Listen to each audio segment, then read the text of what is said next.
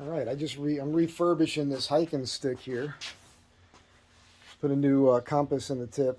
Got my little thumb rest here, and you've seen these before. I used to make these all the time.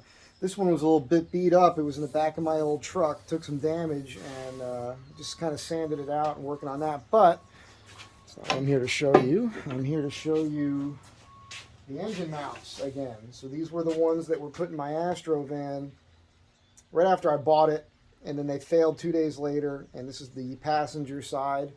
You see that there's a gap here, no gap there. So I'm going to drill these out because these cages are nice and tough. And there's nothing wrong with that bushing. I'm going to keep the rubber bushings, but on this one, I'm going to force this bushing in this direction, and I'm going to shim on this side of it to take up the gap. I'm probably just going to make a piece of shim out of hardwood, like an ironwood. I think that's what I'm going to do. It'll be fine. And then the other one shims the other way. So I'm going to drill these out right now. And I forgot I don't have the hardware, so I got to take these clamshells when I drill them out over to the hardware store and get the right size bolts.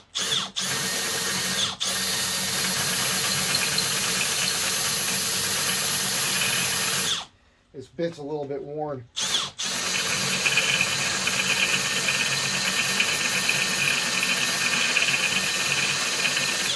I have another one of these in the bag in the van. I'm going to get that real quick. I'm drilling the hole maybe a little bit bigger than it needs to be. Alright, so I just put one of these Hercules drill bits in here from Harbor Freight. So far so good with these. This is a 1/2 inch bit here.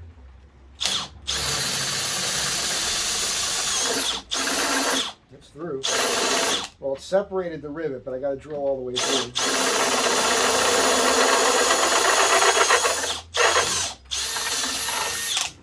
Yeah, so I'm going to get a 1/2 inch bolt, little bolt, lock washer, and nut, 6 of them. You know, one for each hole in each bracket. There's 3 in each.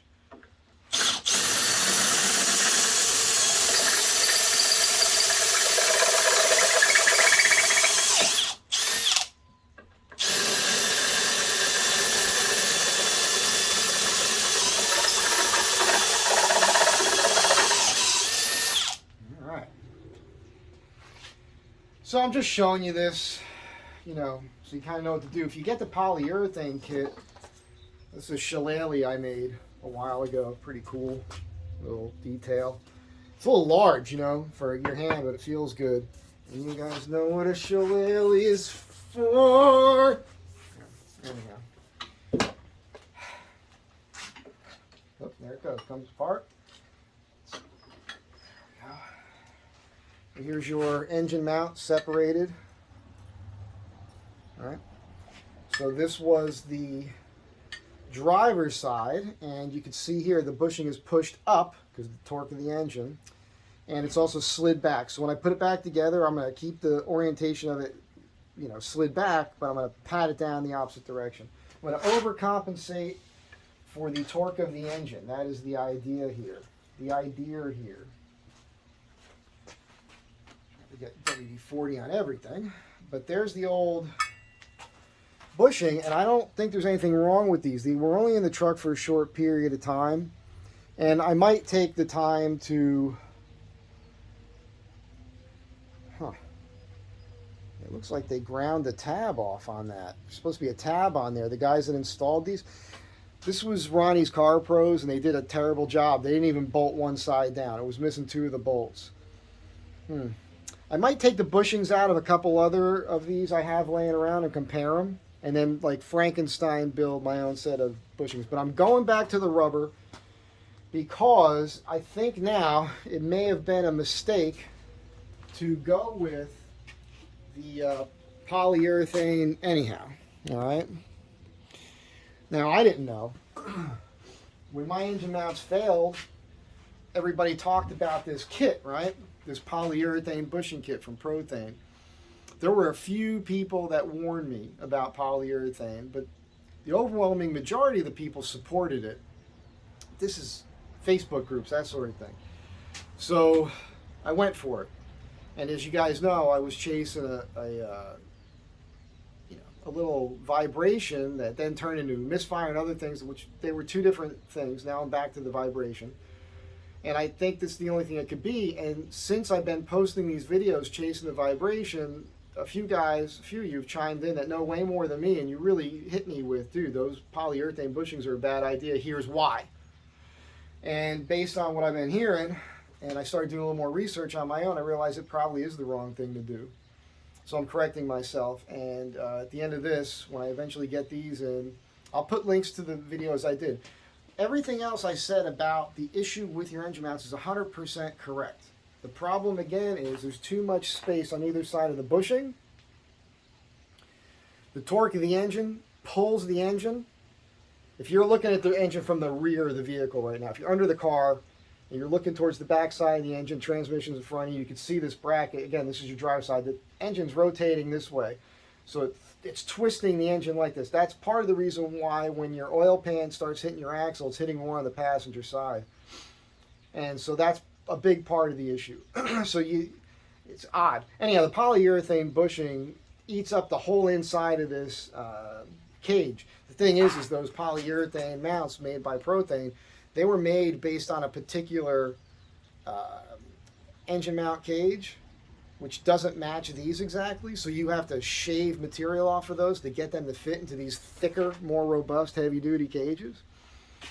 So what I'm telling you is I think you could get away with using the original rubber in there and just shimming it, putting it back together, and we'll see. I don't know. We're about to find out. I'm going to do this, and if there's enough time today or maybe tomorrow, I'll get underneath there and take weight off the engine and swap out the engine mounts real quick. I've got more room in there now because of the engine lift brackets that Dave made and we put in, and I should be able to knock that out pretty quick. Of course, you guys know me. I'll be complaining about how tedious it is and busted knuckles and getting dirty and getting grime under my fingernails, which I can't stand. But I'll do it for you. For you. Really, it's really for me because I got to fix this vibrations. It's starting to annoy me now.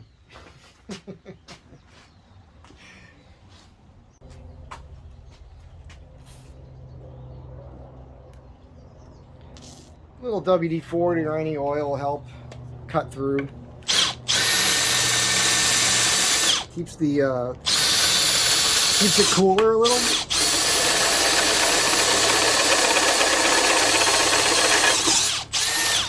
Bench is on wheels, so this vise isn't tight enough. And it's wider here than here, so I'm cranking on this a little extra, which is tweaking things, which not great, but it works.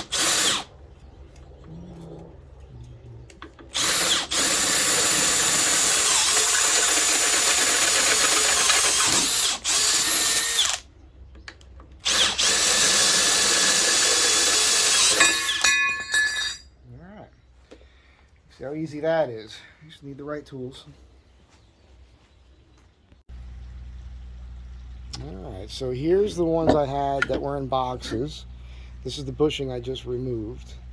And these two here have what I think is a quality bushing. They've got little markings embossed or cast into the rubber. And to me, that usually, I've mentioned before, denotes like a better quality product.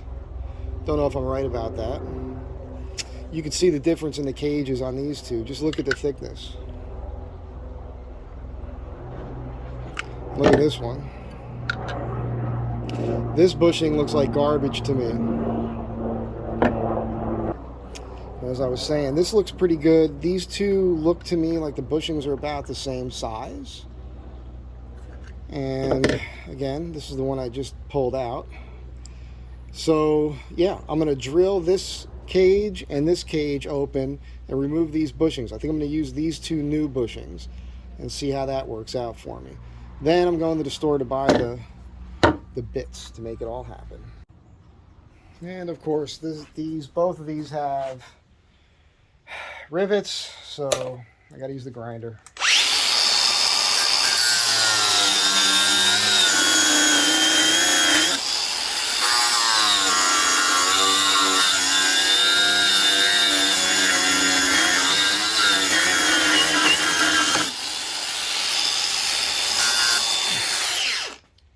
popped pretty easy. I'm still got the punch and, well, I don't have to drill them because it's unimportant for this. I'm not reusing these cages, but that was interesting to me. Get these up and away here.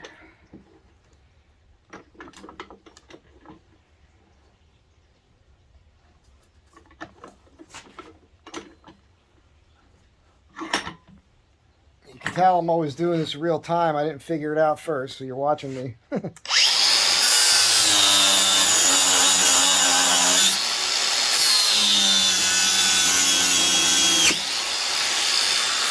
really pops. When it pops, it really, there's, you know, stored energy in here.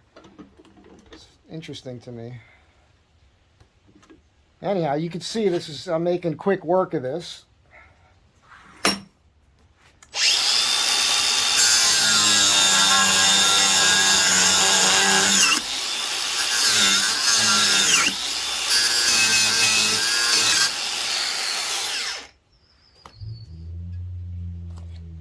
The wrong tool for the job. Just happened to be sitting there. And so here's this bushing compared to this bushing, and look at that. Mikey likey.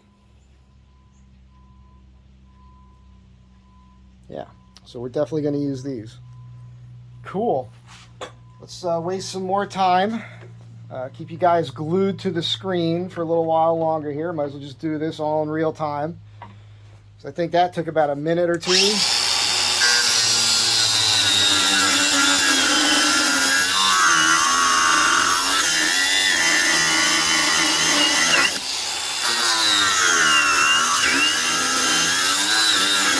I'm not forcing this, by the way.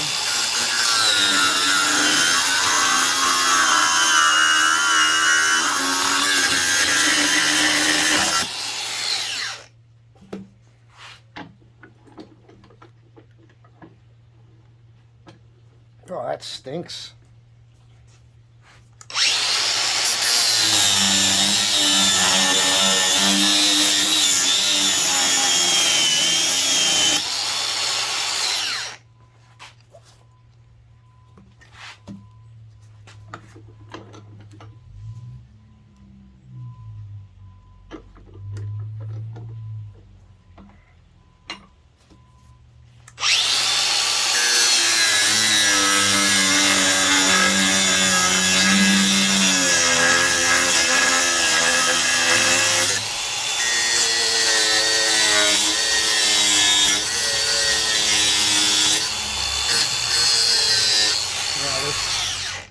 This disc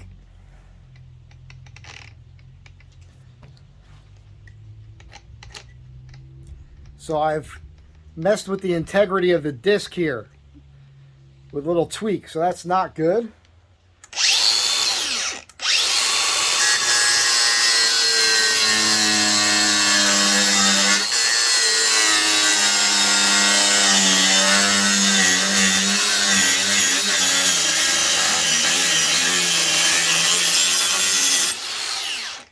Yeah, so I messed that disc up, but that's okay. Unimportant, because all I want is that.